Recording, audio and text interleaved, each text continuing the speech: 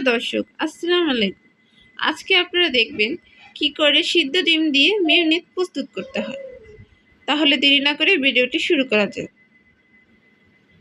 প্রথমে চুলায় একটি ডিম সিদ্ধ করে নেব। দিয়ে দেব এখানে একটি ডিম, আরও দিয়ে দেব 1 চামচ চিনি,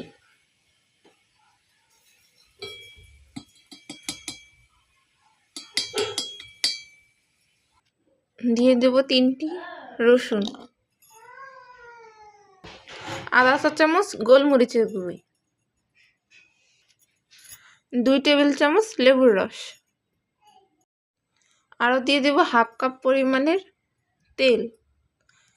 এখানে আমি সয়াবিন তেল ব্যবহার করেছি, আপনারা চাইলে সানফ্লাওয়ার অয়েলও ব্যবহার করতে পারেন।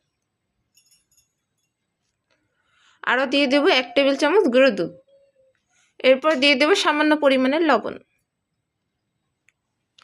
এবার এটাকে ভালো করে ব্লেন্ড করে নেব।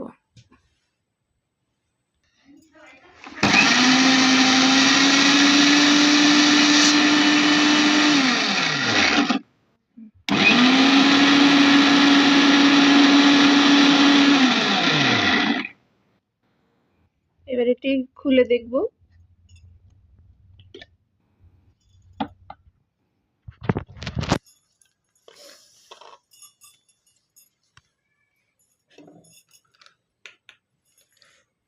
মেয়োনিজটা প্রায় ঘন হয়ে এসেছে, আর একবার ব্লেন্ড করে নেব, তাহলে এটি হয়ে যাবে।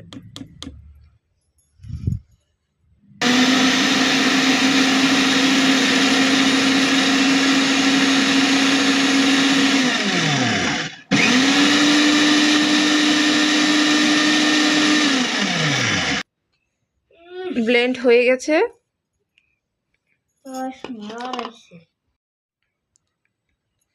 আমার মেয়োনিজটি হয়ে গেছে।